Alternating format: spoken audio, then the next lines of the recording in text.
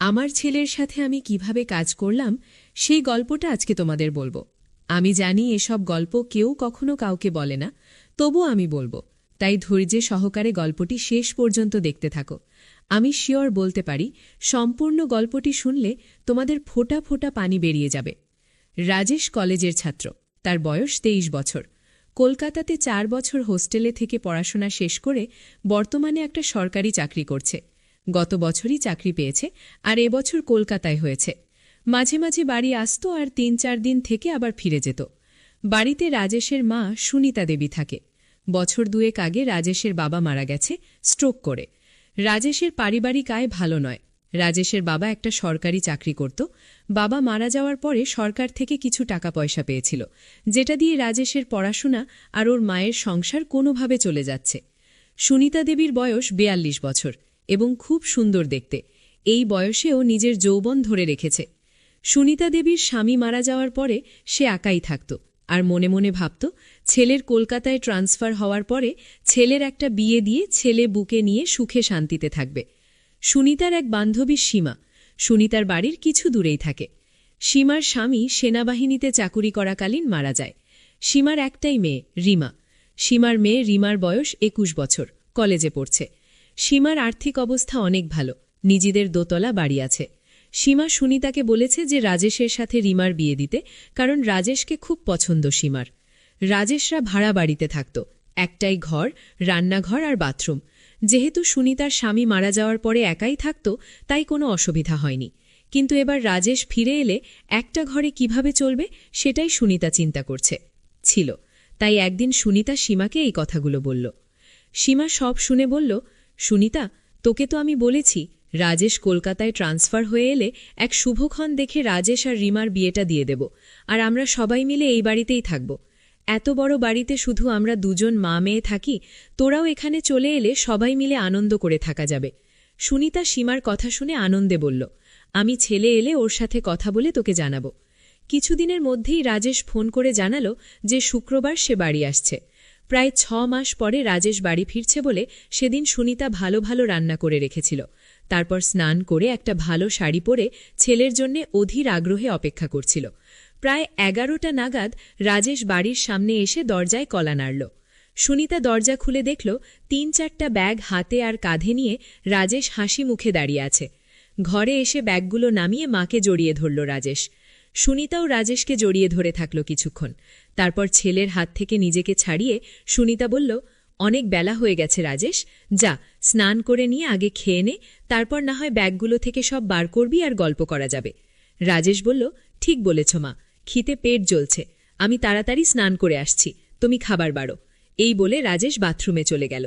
ভেতরে দেখল ওর মা ওর জন্য একটা হাফ প্যান্ট আর তোয়ালে রেখে দিয়েছে, তাই দেরি না করে ভালো করে স্নান করে রাজেশ হাফ প্যান্ট পরে খালি গায়ে বাইরে এসে দেখল মা খাবার বেড়ে মেঝেতে বসে আছে।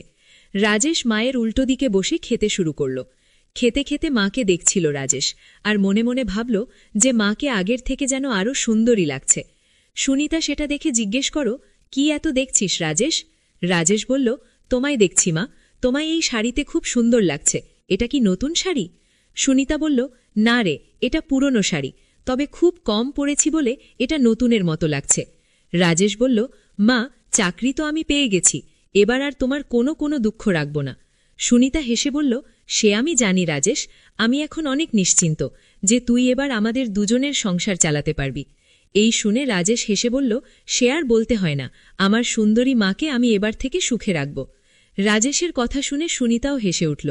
এইভাবে কথা বলতে বলতে দুজনে খাওয়া শেষ করল। সুনিতা থালা বাসন নিয়ে রান্নাঘরে ধোয়ার জন্য চলে গেল। রাজেশ হাত মুখ ধুয়ে ঘরে এসে ব্যাগ থেকে জিনিসপত্র বার করতে শুরু করল।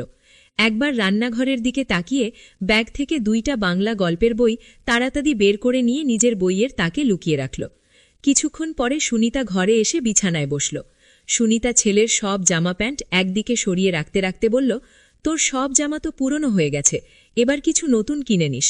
রাজেশ বলল, ঠিক আছে মা, এ মাসের স্যালারি পেয়ে তোমার আর আমার জন্য নতুন কাপড় কিনব। তারপর রাজেশ সব জিনিস বিছানা থেকে সরিয়ে সুনিতার মুখোমুখি বসে গল্প করতে শুরু করল। সুনিতা বলল, রাজেশ, এখন তোর কিরকম লাগছে? পড়াশোনা করে চাকরি করছিস, এবার কলকাতায় ট্রান্সফার হয়ে গেল।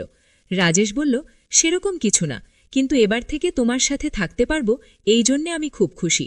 এই বলে মায়েরা কোলে মাথা রেখে শুয়ে পড়ল। সুনিতা ছেলের কথা শুনে খুব খুশি হল, আর গীতে সে মাথায় হাত বুলিয়ে দিতে লাগল। রাজেশ শুয়ে শুয়ে সুনিতাকে দেখছিল আর মনে মনে ভাবছিল, মাকে সত্যি খুব সুন্দর দেখতে। এইভাবে কিছুক্ষণ থাকার পরে সুনিতা হেসে বলল, রাজেশ, এবার সীমার সাথে কথা বলতে হবে তোর বিয়ের জন্যে।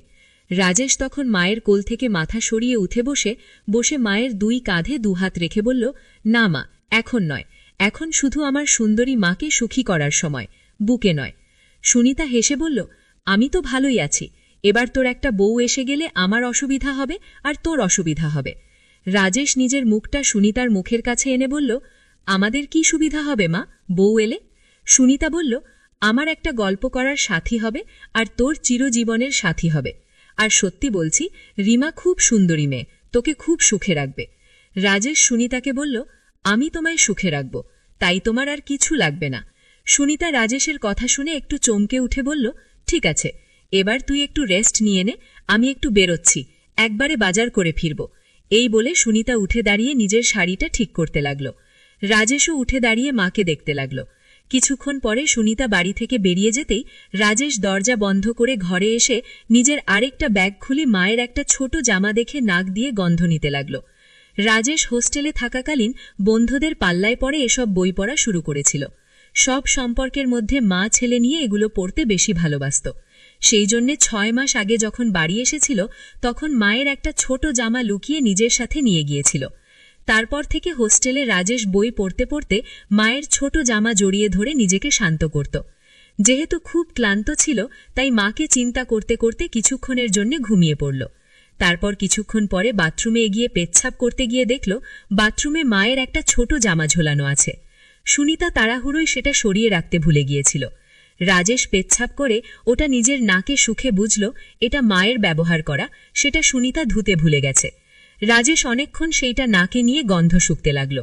রাজেশ নিজেকে আর কন্ট্রোল না করতে পেরে নিজের কাজ করতে লেগে গেল। প্রায় 15 মিনিট ধরে চল সেই কাজ। তারপর সেটা যেখানে ছিল সেখানে রেখে নিজেকে পরিষ্কার করে ঘরে এলো। মনে মনে অপরাধ বোধ হচ্ছিল নিজের মাকে নিয়ে এরকম ভাবতে, কিন্তু ও এটাও বুঝতে পারল আজকে সব থেকে বেশি তৃপ্তি পেয়েছে। কিছুক্ষণ পরে রাজেশের পাব্যবোধ পরিবর্তন হল আর ভাবতে লাগল কিভাবে মাকে আরও কাছে পাওয়া যায়। এসব ভাবতে ভাবতে সন্ধে হয়ে গেল, আর ঠিক তখন দরজায় আওয়াজ হল। রাজেশ দরজা খুলে দেখল সুনিতা দাঁড়িয়ে আছে, দুহাতের দুটো বাজারের ব্যাগ নিয়ে। গীতের সঙ্গে সোজা মায়ের হাত থেকে ব্যাগ দুটো নিয়ে রান্নাঘরে রেখে এক গ্লাস জল দিল সুনিতাকে। সুনিতা বিছানায় বসে জলটা খেয়ে জিজ্ঞেস করো, সারা দুপুর আর বিকেল কি করলি রাজেশ? একটু ঘুমিয়েছিলিস? হ্যাঁ মা, অল্প ঘুমিয়েছিলাম। ভালো করেছিস, আমি একটু ফ্রেশ হয়ে তোকে চা করে দিচ্ছি, তোর জন্যে কাটলেটও এনেছি। এই বলে সুনিতা তোয়ালে নিয়ে বাথরুমে চলে গেল। রাজেশ তখন মাকে সারপ্রাইজ দিবে বলে নিজে রান্নাঘরে গিয়ে চা বানাতে শুরু করল, আর বাজারের ব্যাগ থেকে সবকিছু রান্নাঘরে যথাস্থানে রেখে কাটলেট দুটো একটা ডিশে রাখল। বাথরুমের ভেতর থেকে মায়ের গোসল করার শব্দ শুনতে শুনতে রাজেশ চা বানাচ্ছিল। এদিকে গোসল করতে করতে সুনিতা হঠাৎ দেখে তার ছোট কাপটা দড়িতে ঝুলছে। সঙ্গে সঙ্গে চমকে গেল আর মনে মনে ভাবল এই সব কিছু ঠিক জায়গায় রেখে আসল জিনিসটাই বাথরুমে ফেলে গিয়েছিল। রাজেশ যে কি ভেবেছে কে জানে। নিজেকেই কিছুক্ষণ গালাগালি দিয়ে গোসল করে তোয়ালেটা দিয়ে নিজেকে জড়িয়ে সুনিতা বাথরুম থেকে ঘরে এসে দেখল রাজেশ একটা ট্রে 2 কাপ চা আর কাটলেট সাজিয়ে বসে আছে। সুনিতা হেসে বলল, বাহ, একবার চা বানিয়ে মায়ের জন্য অপেক্ষা করছিস, খুব ভালো, বুকে তুই খুব সুখে রাখবি। এখন তোমাকে সুখী করি, তারপর অন্য কেউ। সুনিতা আলমারি থেকে একটা শাড়ি নিয়ে রাজেশকে বলল, আমি দরজাটা ভিজিয়ে দিয়ে রান্নাঘরে শাড়িটা পরে আসছি। রাজেশ এগিয়ে গিয়ে সুনিতার হাত ধরে বলল, তুমি এই ঘরে চেঞ্জ করে নাও, আমি রান্নাঘরে যাচ্ছি, তোমার হয়ে গেলে আমায় ডেকে নিও। এই বলে রাজেশ ঘরের দরজাটা ভিজিয়ে দিয়ে বাইরে অপেক্ষা করতে লাগল। ছেলের ব্যবহারে সুনিতা খুব খুশি হল। ঘরে ড্রেস চেঞ্জ করতে রাজেশ দরজাটায় একটু ফাঁকা রেখে ভিজিয়ে রেখেছিল, যাতে সেই ফাঁক দিয়ে ঘরের ভেতরটা দেখা যায়। রাজেশ দরজার ফাঁক থেকে চোখ রাখতেই ঘরের ভেতরের দৃশ্য দেখে অবাক হয়ে যায়। এদিকে সুনিতা ততক্ষণে শাড়িটাও পরে নিয়ে রাজেশকে ডাকল ঘরের ভেতরে আসার জন্যে। রাজেশ মায়ের ডাক শুনে একটু চমকে গিয়ে ঘরের ভেতরে এলো এবং হঠাৎ খেয়াল করল ওরটা শক্ত হয়ে দাঁড়িয়ে আছে। কোনো ক্রমে এক হাত দিয়ে সামাল দিয়ে বিছানাতে বসল। সুনিতা তখন আয়নার সামনে দাঁড়িয়ে চুল আঁচড়াচ্ছিল, তাই ছেলের দিকে খেয়াল করেনি। রাজেশ সুনিতাকে ডাকল, এসো মা, চা আর কাটলেট ঠান্ডা হয়ে যাবে, খেয়ে নাও আগে। ঠিক আছে, চল খেয়ে নি। এই বলে বিছানায় এসে রাজেশের মুখোমুখি বসে দুজনে একসাথে কাটলেট আর চা খেতে লাগল। বাহ রাজেশ, চাটা তো খুব ভালো বানিয়েছিস। তোমার ভালো লেগেছে মা? আমি হোস্টেলে মাঝে মাঝে নিজেই চা করে খেতাম। সুনিতা হেসে উঠে রাজেশের গালটা ধরে বলল, সত্যি ভালো হয়েছে, আমার ছেলে এখন নিজের খেয়াল নিজে রাখতে পারবে। রাজেশও তখন মায়ের গালটা ধরে বলল, তোমারও সব খেয়াল রাখবে তোমার ছেলে। দুজনেই একসাথে হেসে উঠল। আচ্ছা রাজেশ, তোর চাকরি শুরু কবে থেকে? আজ 24 তারিখ, পরের মাসের 4 তারিখে অফিস জয়েন করতে হবে। একটা কথা বলার ছিল। কি কথা মা? বল সীমা, কি? তোর মনে আছে সীমা মাসি? কেন মনে রাখব না? আমায় এত ভালোবাসে। সেটা জানি, তোকে ভালোবাসে বলেই একটা প্রস্তাব রেখেছে। কি প্রস্তাব? সীমা তোর সাথে রিমার বিয়ে দিতে চায়। রাজেশ লজ্জা পেয়ে বলল, এখন আমি বিয়ে করব না। সীমা বলেছে রিমার সাথে তোর বিয়ে হবার পরে আমরা সবাই ওর বাড়িতে থাকব। আমি বলেছি যে রাজেশের সাথে কথা বলে জানাব। তুই কি বলিস এ ব্যাপারে? বিয়ের ব্যাপারটায় আমায় একটু সময় দাও। বুঝলাম ছেলে লজ্জা করছে। ঠিক আছে, তুই সময় নিয়ে চিন্তা করে আমায় জানাস। কিন্তু আমাদের ঘরটা খুব ছোট, দুজনের জন্য। আগে তুই ছোট ছিলিস তাই কোনোতে চলে যেত, কিন্তু এখন তুই বড় হয়ে গেছিস। এমন কিছু ছোট নয় আমাদের ঘর, আমাদের দুজনের জন্য যথেষ্ট। কিন্তু তোর অসুবিধে হবে।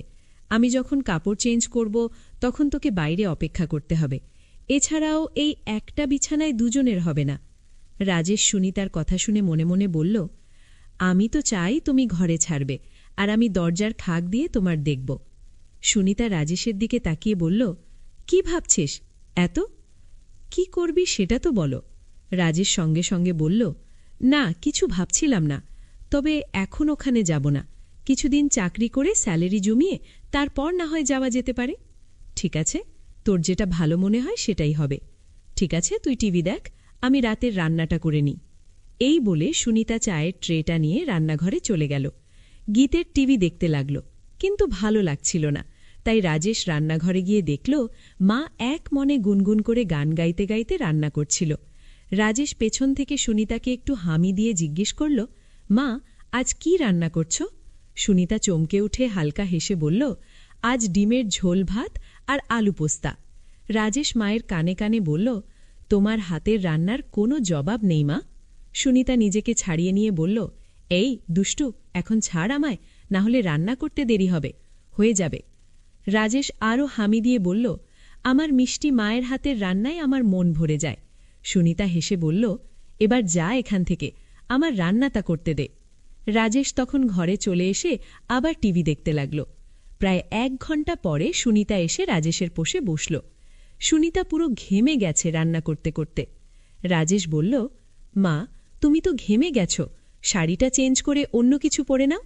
ছেলের কথা শুনে সুনিতা বলল, আমি ছিলাম তুই কি ভাববি, তাই অন্য কিছু পরছিলাম না। রাজেশ অবাক হয়ে সুনিতার দিকে তাকিয়ে বলল, আমি আবার কি ভাবব? যাও চেঞ্জ করে নাও, আমি রান্নাঘরে যাচ্ছি। সুনিতা বলল, আমি বাথরুমে চেঞ্জ করে নিচ্ছি, তুই টিভি দেখো। এই বলে সুনিতা বাথরুমে চলে গেল। রাজেশ মনে মনে ভাবল, আর একটা সুযোগ নষ্ট হল মাকে ওভাবে দেখার। সুনিতা বাথরুমে গিয়ে নিজের গা ধুতে ধুতে রান্নাঘরে রাজেশের ওরকমভাবে জড়িয়ে ধরার কথা ভাবতে লাগল। মনে মনে ভাবছিল, রাজেশ কি তাহলে ইচ্ছে করে ওসব করছিল? না, এটা হঠাৎ হয়েছিল। একটু চোখে চোখে রাজেশকে রাখতে হবে, কারণ এই বয়সটা খুব বাজে। এসব ভাবতে ভাবতে স্নান শেষ করে কাপড়টা পরে নিল। রাজেশ না থাকলে মাঝে মাঝে সুনিতা এক কাপড়ে রাতে ঘুমাত, কিন্তু এখন সেটা আর হবে না। এমনিতে সুনিতা খুব ওই স্বভাবের, আর স্বামী মারা যাওয়ার পরে সেটা আরও বেড়ে গেছে। কিছুক্ষণ পরে সুনিতা বাথরুম থেকে বেরিয়ে এসে রাজেশের সাথে বসে একসাথে টিভি দেখতে দেখতে এটা সেটা গল্প করতে লাগল। রাত প্রায় 10টা বাজে ঘড়িতে। এবার খাবার পালা। সুনিতা রান্নাঘরে গিয়ে খাবার বেড়ে নিয়ে এলো। রাজেশ আর সুনিতা দুজনে মেঝেতে বাবু হয়ে মুখোমুখি বসে খেতে শুরু করল। রাজেশ খেতে খেতে মায়ের দিকে তাকাতেই দেখো, সুনিতা নিচু হয়ে যখন খাবার মুখে দিচ্ছিল তখন মায়েরটা নিচে নেমে যাচ্ছিল আর রাজেশটা দেখা যাচ্ছিল। কিন্তু হঠাৎ সুনিতা রাজেশের দিকে তাকিয়ে দেখতে পায় যে রাজেশ ওর দিকে তাকিয়ে আছে। সঙ্গে সঙ্গে নিজের কাপড়টা একটু ওপরে তুলে নিল, আর তখন রাজেশ আর সুনিতার চোখাচোখি হল। রাজেশ লজ্জায় মাথা নিচু করে ভাবতে লাগল, ইস, মা এবার বুঝতে পেরেছে, বকে না দেয়। কিন্তু সুনিতা কিছুই বলল না, শুধু বলল, খাবারের দিকে মন দিয়ে। রাজেশ হাফ ছেড়ে বাঁচল। এইভাবে দুজনের খাওয়া শেষ হল। তারপর সুনিতা সব বাসন ধুয়ে ঘরে এসে মেঝেতে বিছানা করতে লাগল। সেটা দেখে রাজেশ জিজ্ঞেস করল, মা, তুমি কি নিচে শুবে?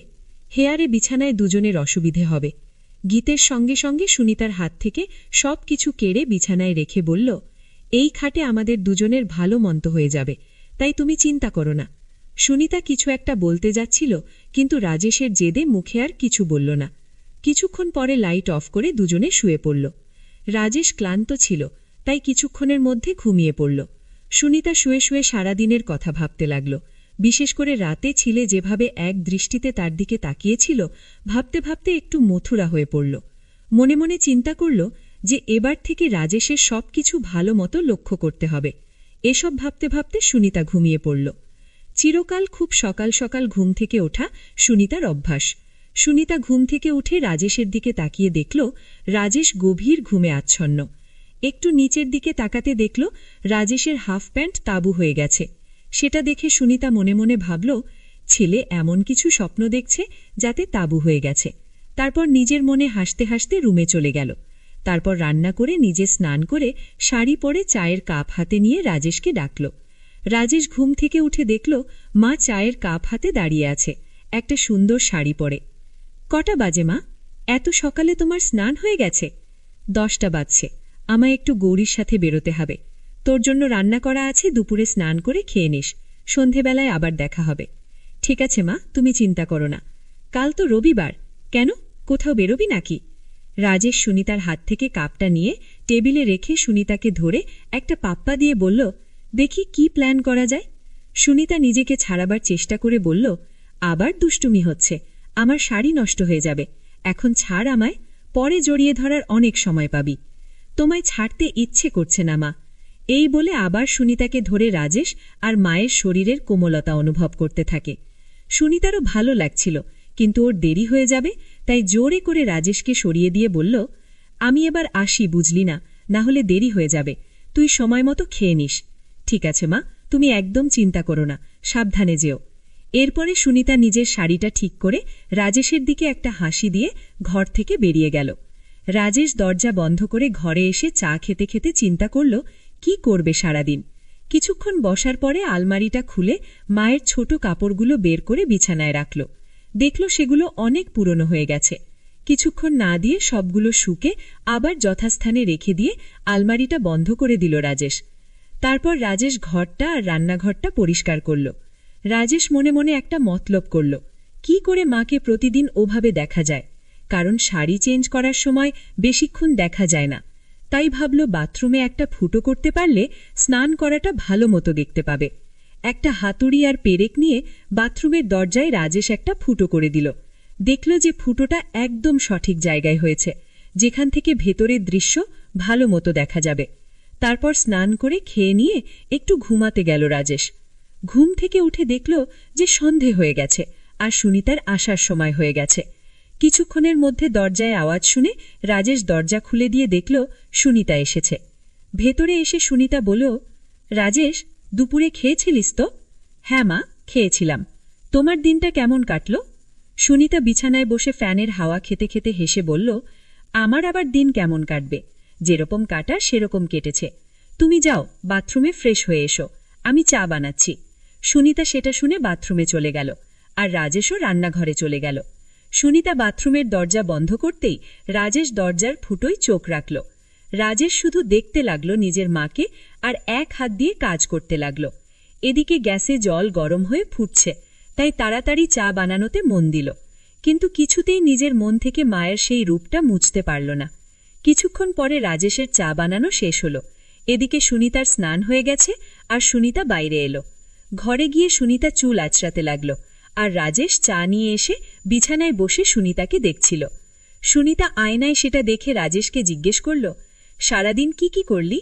ঘর, রান্নাঘর পরিষ্কার করলাম, আর মনে মনে বলল, বাথরুমে ফুটো করলাম তোমায় দেখব বলে। সুনিতা চায়ের কাপটা হাতে নিয়ে রান্নাঘরে গেল। দেখল ছেলে সব ভালোভাবে পরিষ্কার করেছে। আর তারপর ঘরে এসে এদিক ওদিক দেখে বলল, বাবা, তুই তো সব পরিষ্কার করে দিয়েছিস, আমার লক্ষ্মী ছেলে। এই বলে কাপটা টেবিলে রেখে 2 হাত বাড়িয়ে বলল, আমার লক্ষ্মী ছেলে, আয় আমার কাছে। গীতের সঙ্গে সঙ্গে সুনিতার কাছে ছুটে গেল। এভাবে কিছুক্ষণ থাকার পরে দুজন আলাদা হল। তারপর সুনিতা রান্নাঘরে চলে গেল রান্না করতে, আর রাজেশ টিভি দেখতে লাগল। কিছুক্ষণ পরে রান্না শেষ হলে দুজন একসাথে খেয়ে নিল।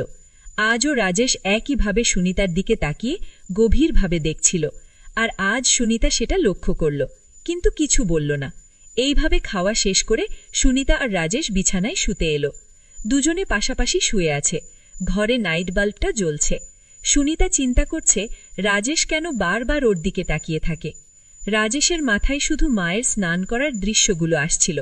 এভাবে দুজন ঘুমিয়ে পড়ল।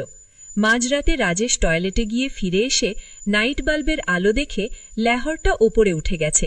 রাজেশ আস্তে আস্তে এসে সুনিতাকে দেখতে লাগল। তারপর রাজেশ মায়ের দিকে তাকিয়ে দেখল মা গভীর ঘুমে আচ্ছন্ন, তাই সাহস করে মায়ের কাছে এগিয়ে গেল। খুব ভালোই লাগছিল রাজেশের। হাত দিতেই সঙ্গে সঙ্গে সুনিতা একটু নড়ে উঠল। সেটা দেখেই ভয়ে রাজেশ তাড়াতাড়ি হাত সরিয়ে নিয়ে বিছানায় শুয়ে পড়ল। সুনিতা তখন পাশ ফিরে শুল। রাজেশ আর কিছু না করে আস্তে আস্তে ঘুমিয়ে পড়ল। পরের দিন সকালে সুনিতা ঘুম থেকে উঠে তাড়াতাড়ি নিজেকে ঠিক করে নিয়ে ছেলেটির দিকে তাকিয়ে দেখল ছেলে উপুর হয়ে। মা ছেলে গভীর রাতে নিজের ছেলে। সূচিপত্র দেখে আরেকবার চমকাল সুনিতা। একটা গল্পের কিছু অংশ পড়ল। অবাক হয়ে ভাবতে লাগল এটা কিভাবে সম্ভব, আর রাজেশ এই বই পেল কোথায়? তাহলে কি এসব গল্প পড়েই সে আমাকে নিয়ে ওসব কথা ভাবে? সুনিতা বিছানায় শুয়ে শুয়ে 2টো গল্প শেষ করল এবং এতটাই উত্তেজিত হয়ে গেল যে বিছানায় শুয়ে শুয়েই তারপর বইটা জায়গা মতো রেখে দিয়ে বাথরুমে চলে গিয়ে সুনিতা নিজেকে পরিষ্কার করল। অনেকদিন পরে আজ সুনিতা খুব উত্তেজনা অনুভব করল। হঠাৎ দরজার আওয়াজ শুনে সুনিতা দরজাটা খুলে দেখল রাজেশ। রাজেশ ভেতরে এসে মাংসটা মায়ের হাতে দিল। মায়ের দিকে তাকিয়ে দেখল মায়ের কপালে ঘাম, আর মায়েরা চোখ মুখটা কেমন জ্যান লাগছে। সঙ্গে সঙ্গে রাজেশ মায়ের 2 গালে 2টো হাত রেখে জিজ্ঞেস করল, মা, তোমার কি শরীর খারাপ লাগছে? এত ঘেমে আছো কেন? সুনিতা নিজের ঘামটা মুছে বলল, কিছু না বাবা, গরম করছিল তাই। রাজেশ তখন বলল, ঠিক বলেছ মা, আজ বেশ গরম। রাজেশ বলল, মা, আমি একটু বেরোচ্ছি, এক বন্ধুর সাথে দেখা করে চলে আসব। ঠিক আছে, বেশি দেরি করিস না, আমি রান্না তাড়াতাড়ি করে নেব। এই বলে রাজেশ বেরিয়ে গেল। সুনিতা দরজা বন্ধ করে ভাবল আরেকটু হলেই ছেলে বুঝতে পারত যে এটা গরমের ঘাম নয়, এটা অন্য কিছুর ঘাম। এই ভেবে নিজের মনে হাসতে লাগল।